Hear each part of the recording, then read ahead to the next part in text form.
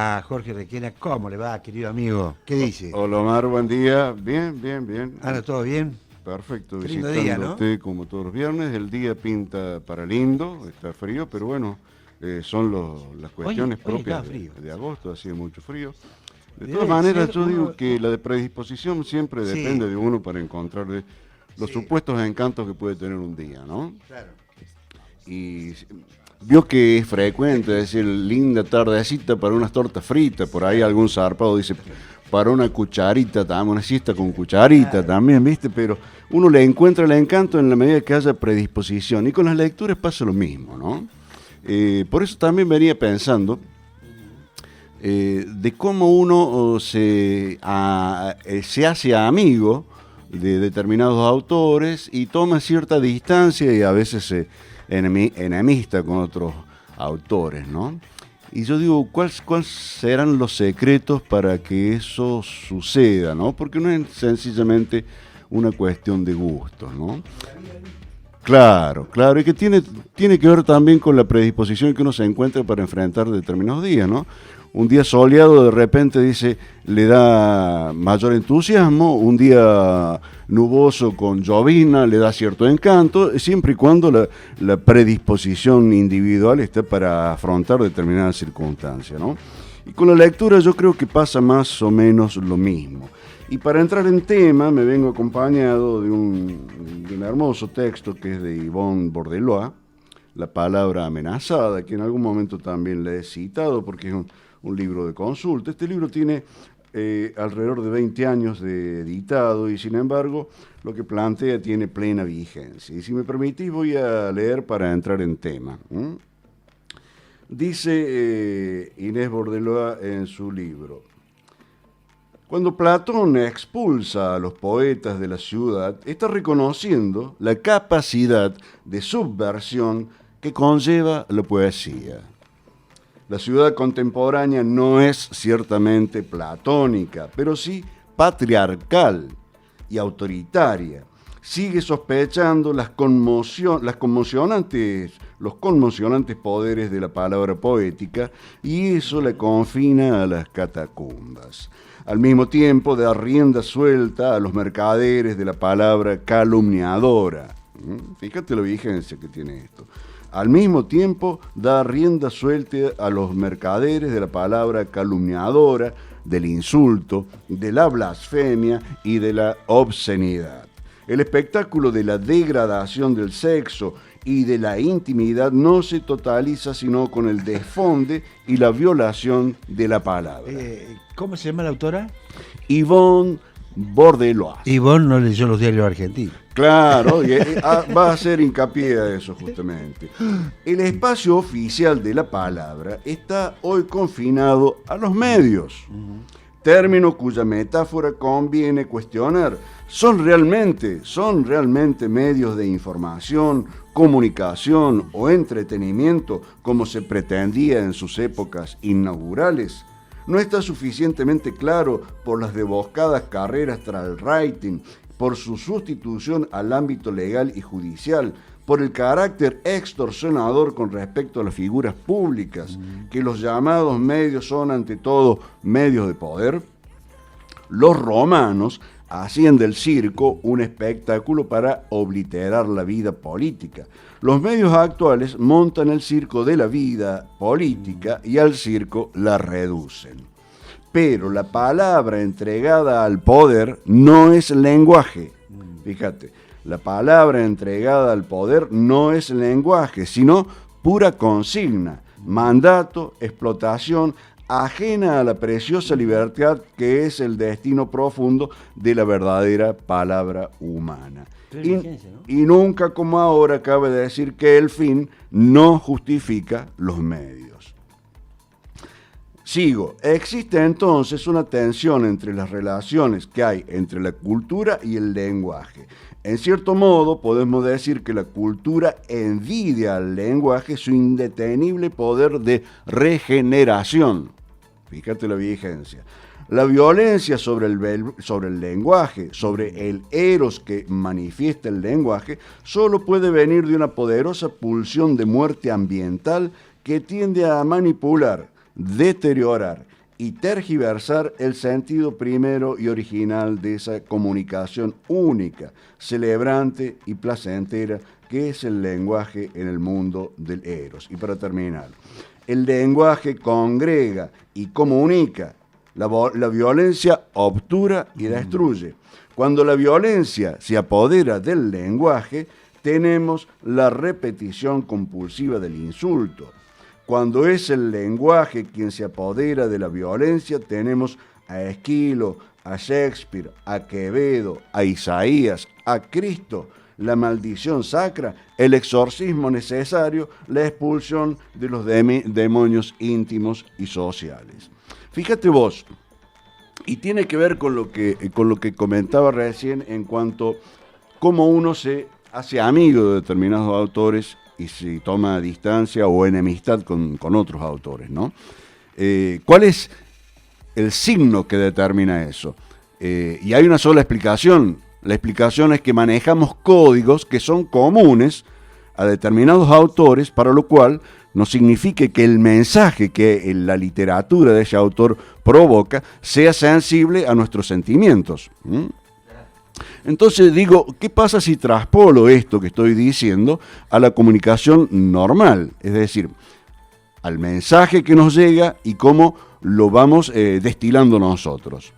Es decir, nosotros somos potables de determinados mensajes en función a las consignas previas que tenemos incorporadas como medios de comprensión propias para poder entender un mensaje en particular y entender las segundas o primeras intenciones que trae consigo ese mensaje, ¿no? De ahí que hay muchos escuchantes de los pretendidos comunicadores odiadores, ¿no? Y que hacen de consignas sin sentido a veces, o sin fundamento, o sin base ideológica, que en definitiva... Pero lo comentaba hace un rato, Jorge. Voy a comprar un criollito ahí al kiosquito de al lado. Y el dueño siempre tiene esos comentarios: este país no va para más. Claro, que son mensajes sin fundamento. Sí. Son. Y había ahí otra: no, este país no va para más. Siempre.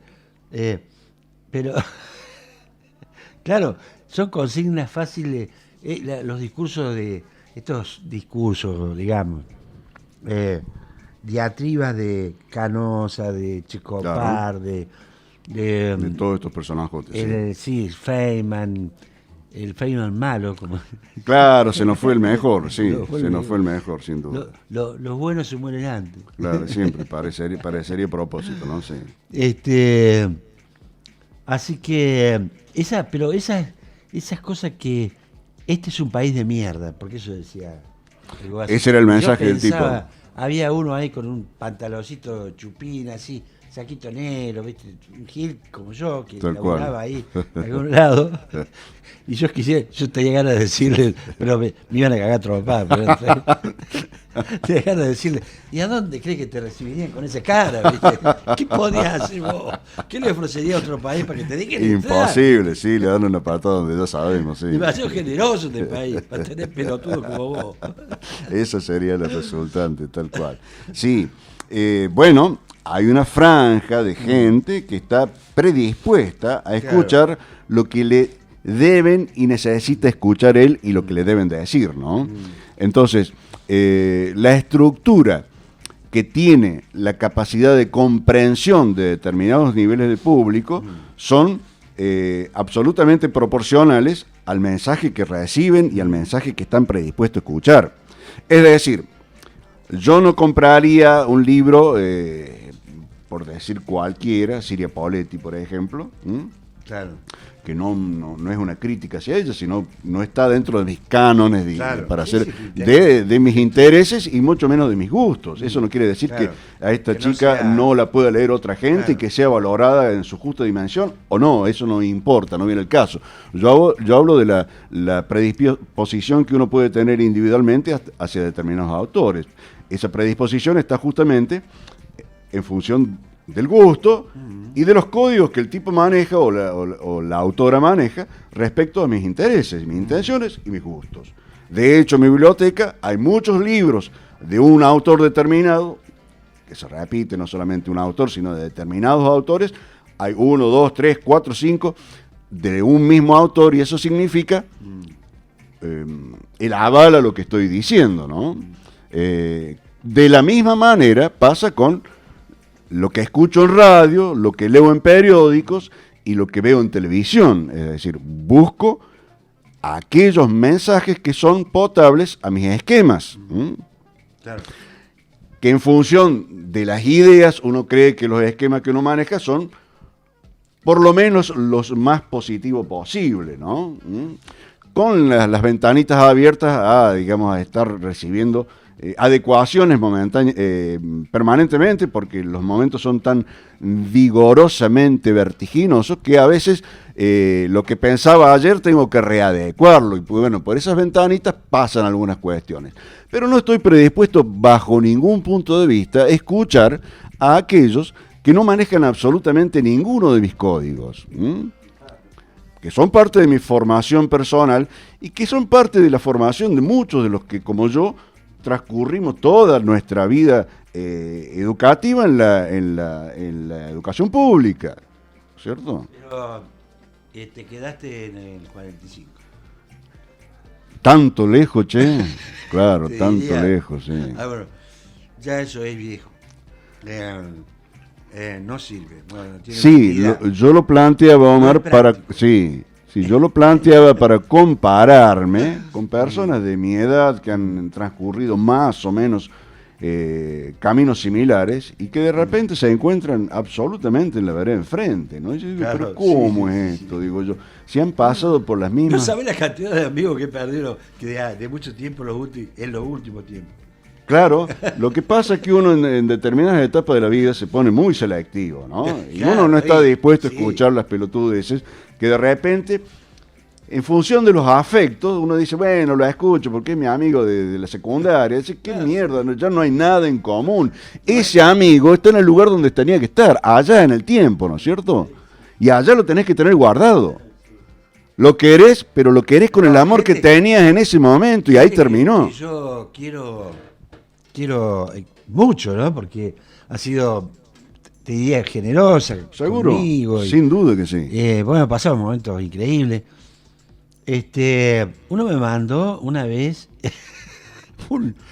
para que, no sé, adhiriera algo, no sé qué lo que era de Patricia Bullrich. Ah, la mierda. Le digo, pero usted querido amigo, me ha visto cara de estúpido. Usted me conoce, sabe que soy medio estúpido, pero no, Claro. no para tanto. Claro, no es para que me Por tome el favor. pelo, seguro. No escribió mal. Otro me dice, así, no entendió siquiera que yo lo que hago cuando largo el programa, Sí. en el Facebook, Sí. son consignas un Claro. poco irónicas, Seguro. trato de bromear un poco, y cosas así, que es en general una ironía. Claro. Y, Son siempre ironías lo que vos planteas. Claro, Es exacto. la base de una Entonces, ironía, sí. Y me dice, bueno, y me escribe así, no, a vos nunca te vi con un arma, ¿no? Porque ¡Opa! cuando éramos amigos de Sí. los 70, ¿viste? No, bueno, nunca quise tener un arma en la mano. A ver, pará. Claro, ¿qué estaba exigiendo el tipo? No sé. Bueno, la cuestión es que me dice, seguro que estás con el populismo. Ah, quería atacar por No, ahí porque el tipo. Él es un garca ahora, Ajá. de la zona rurales cercanas a Villa María. Ah, bueno, un buen productor, Un seguro. abogado, ¿no? Ah, Un bueno. abogado que Ah. ha hecho mucha plata con los campistas, con los evasores, Claro. sobre todo los acumuladores de cereales, que son las acopiadoras, después los venden, y que, bueno, esos camiones, yo digo, habrá camiones acá enviados por por la copiadora que defiende mi amigo. Bueno, está en otro, se ha comprado caballos, tiene, viste, todo, un campito, algo así. ¿Qué nivel? Sí, entonces anda arriba de un caballo, haciendo travesías a Brochero, al cura, Brochero. Mira, cierra todo entonces. Yo me muero por escribirle algo, pero digo, no, nunca lo hice. Respeté esas cosas, me quedé. Entonces me ponen seguro que vos estás con el populismo, pero obviamente, orgullosamente de ser populista, le digo. Realmente en la vereda enfrente a la tuya. Hasta nunca me dijo así. Claro, ya está. Dice, mira el favor que me haces, vos. Mira el favor que me acabas de hacer. No, claro, el tipo se enojó de una manera, como diciendo, bueno, ya está, a este lo cancelo. Claro, sí, que es la consigna de hoy. Che, era obviamente un amigo del juvenil, de la época juvenil. Estudiante acá en la ciudad. Claro. Y en la secundaria, parte de la secundaria. Mira. Sí, cuando la ebullición de futuro es muy buena gente toda. Está en pleno apogeo y los proyectos también. Y a veces esos proyectos hacen que uno fundamentalmente se mimetice con el otro y crea que en el otro va a pasar más o menos lo mismo que sucedió con uno y lamentablemente, bueno, cierra de la misma manera que decía recién, ¿no? Los mismos que tuvimos ya no estamos y el amor queda en aquel tiempo, nada más.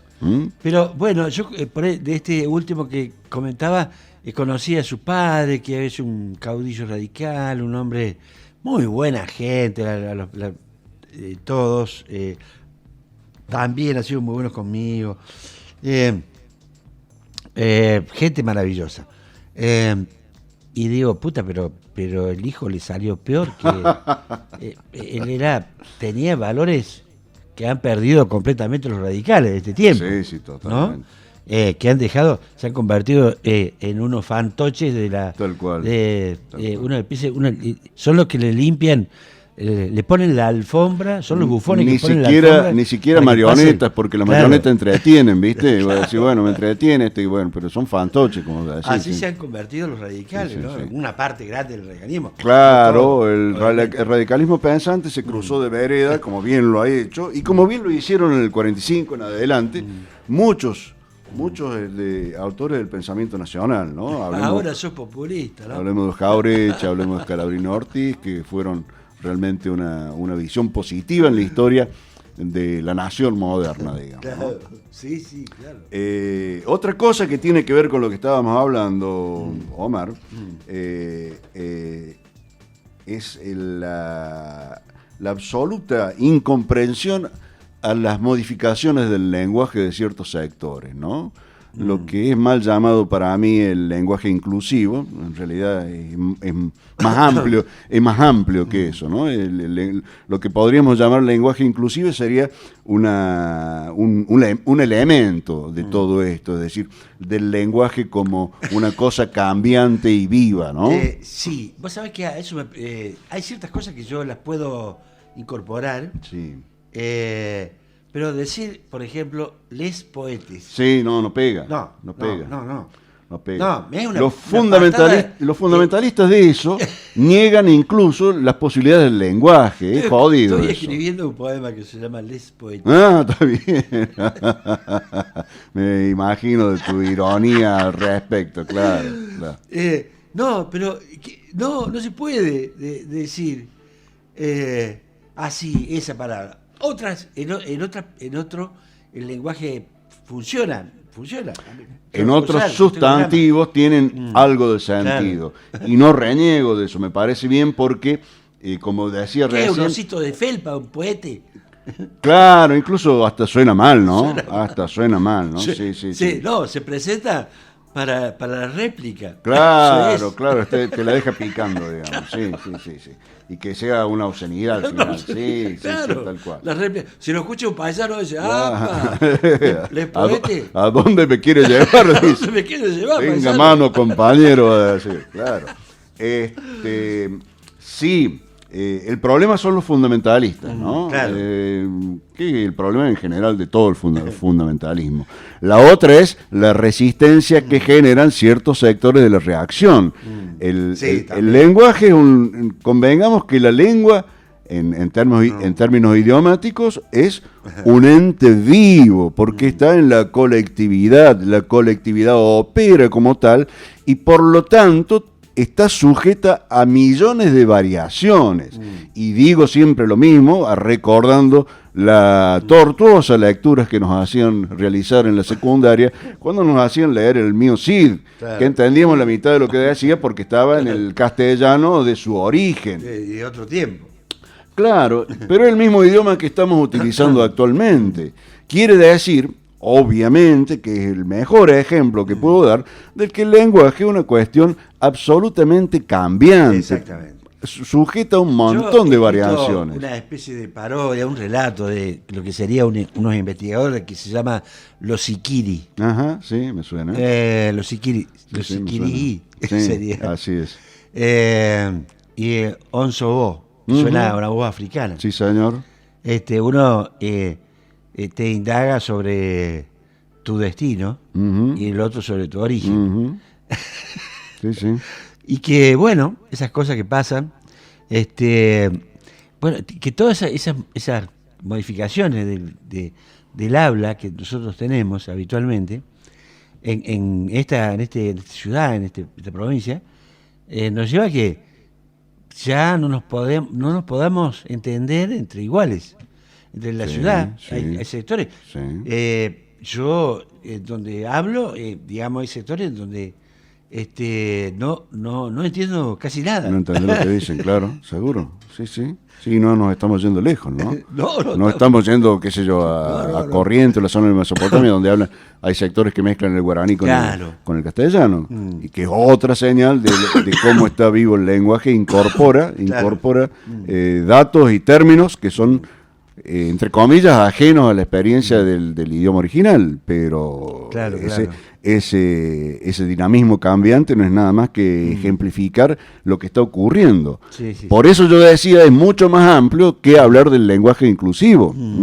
El lenguaje inclusivo es un aspecto que dice, ojo, estamos cambiando acá, con algo de aparece con una visión del término positivo, lo que voy a decir, con cierta prepotencia, lo instalan y genera la discusión, que está bien. Pero es algo que también ocurre en otros estamentos del idioma. Pero ¿cómo, cómo hago yo? El tema es que tal vez otras generaciones ya lo vayan a usar sin que nos produzca. Es probable. A mí un relato, la concepción de la belleza en la literatura o lo que fuese, lo que te gusta, belleza, pongámosle de belleza. Sí, también. Está relacionado a la sonoridad que determinadas palabras tienen. Claro. Y que si yo incluyo otras ajenas a esa sonoridad, bueno, yo me tendré que habituar con el tiempo a la lectura de esa sonoridad, es una cuestión cultural. Es probable que sea así. Sí. Puedo decir, el mío sí. Yo me sabía el Martín Fierro del primer libro de memoria. Sabía de memoria. Sí, nos hacían estudiar de memoria. Pero también me gustaba. Y me lo aprendí de memoria, porque me gustaba. De todas maneras, también es un buen ejemplo, porque en el Martín Fierro vamos a encontrar términos que no son usuales y que en el momento en que lo leímos o lo estudiamos tuvimos que recurrir a datos de afuera del Martín Fierro para poder comprender qué es lo que quería decir. Otro ejemplo más. Aparte usa un lenguaje campestre que no es propio de la urbanidad, ¿no? Y que condice con lo que decía recién, que uno de las ciudades se va, por ejemplo, a los suburbios o a los sectores marginales y se encuentra con lenguajes disímiles, es decir, que cuesta entrar en el ritmo. Una vez que uno entra en ritmo se da cuenta, pero ocurre eso. A mí me pasó una vez en México, me invitado a un encuentro, qué sé yo, y bueno, teníamos actividad. Y un día me subieron arriba de una traffic. Yo creí que me iba a acompañar a alguien. Solo iba. Una hora de viaje en un pueblo. a una escuela. Ah, mira. Y en la escuela me tiraron al frente de 60 Ahí de entrada. mexicanitos. Niños. Adolescentes. Ajá. Secundario, primer año. Sí. Y no se quedó ni el profe que me presentó, ni nadie al lado mío. Quedaste solo. Pero más solo que la una, como decía Salzano. Tírenme una pileta de piraña, dijiste vos antes de venir acá. Y yo me daba cuenta que no entendían, claro. Que no entendían nada. Entonces digo, qué sé yo, agarro un cuentito de fútbol, ¿viste? A ver qué pasa. Empezó, pero no, el tema era que no entendían. Y hablamos supuestamente el mismo idioma y en una tierra cercana en los afectos, digamos, ¿no? No, fue una hora... Un desperdicio. No, una hora para mí mortificante. Encima. Yo decía, ¿cuándo se va a pasar esto? Claro. La eternidad cobra otra dimensión ahí, claro. El tiempo, el paso del tiempo. Es como estar viendo Talleres con Patronato. Voy a decir, no, que no nos ataquen, que lo van a invocar. Y así fue. Bien. Bueno, ¿queda algo más, Jorge? me gustaría, para cerrar, Omar, ayer fue un día muy importante para la historia de la literatura e incluso de la humanidad. Ayer la historia guarda la vida de este querido, amado personaje, autor, poeta como es Federico García Lorca, ¿no? Una de las primeras víctimas de la violencia fascista en el mundo. No era la primera, pero bueno, es una de las primeras víctimas.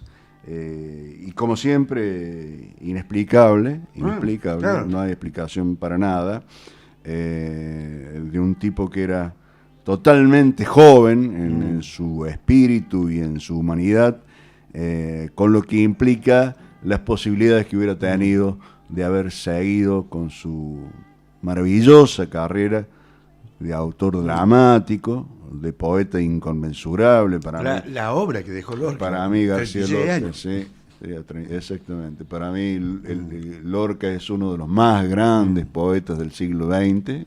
No es el único porque hay muchos, pero es uno de los más grandes y los más entrañables, los más queridos. Y en función de eso, como pequeñísimo homenaje, me gustaría leer un poema sacado de su libro, que se llama justamente Libro de Poemas.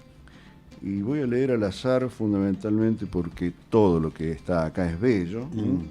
A veces uno espera de ciertos autores un mensaje contundente desde el punto de vista ideológico, y no siempre es así, porque lo ideológico...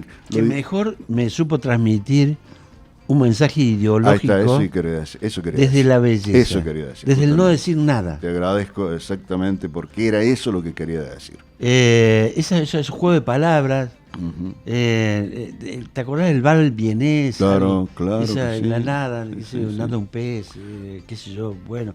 Todo un juego. Todo belleza eso. Todo belleza. Es todo belleza y juego de palabras que no dicen nada, aparentemente, y las recordamos desde yo era adolescente cuando la leí. Y tienen vigencia en la perdurabilidad. Sí.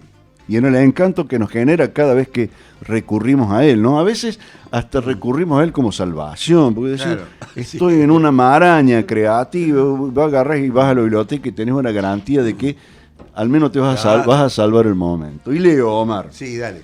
Paisaje, esto está escrito en junio de 1920. Las estrellas apagadas llenan de ceniza el río, verdoso y frío. La fuente no tiene trenzas, ya se han quemado los nidos escondidos. La fuente no tiene trenzas, qué genio. Las ranas hacen del cauce una siringa encantada, desafinada. Sale del monte la luna con su cara bonachona de jamona. Una estrella le hace burla desde su casa de añil infantil. El débil color rosado hace cursi el horizonte del monte. y observo que el laurel tiene cansancio de ser poético y profético. Como la hemos visto siempre, el agua se va durmiendo, sonriendo. Todo llora por costumbre, todo el campo se lamenta sin darse cuenta. Yo, por no desafinar, digo por educación, mi corazón. Pero una grave tristeza tiñe mis labios manchados de pecados. Yo voy lejos del paisaje, hay en mi pecho una hondura de sepultura.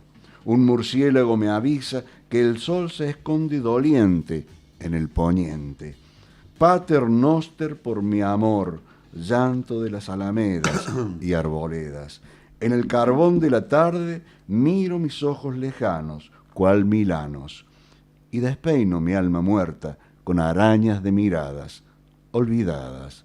Ya es de noche y las estrellas clavan puñales al río, verdoso y frío. Esto es una belleza en sí misma, y a pesar de que no dice un montón, no solamente dice un montón de cosas, sino que a medida que uno lo va leyendo, le va abriendo camino a otras imágenes que no están acá. Vos sabés que para mí Lorca es el más grande creador, inventor de imágenes. Así es. No hay ningún poeta. Le recomiendo a todos los poetas que sabemos que nos escuchan cientos de poetas. Qué lindo. Lean cuando están secos de inspiración, inclusive, lean a García Lorca. A eso me refería. Querido Jorge Requena, muchísimas gracias. Por favor, gracias a vos, Omar.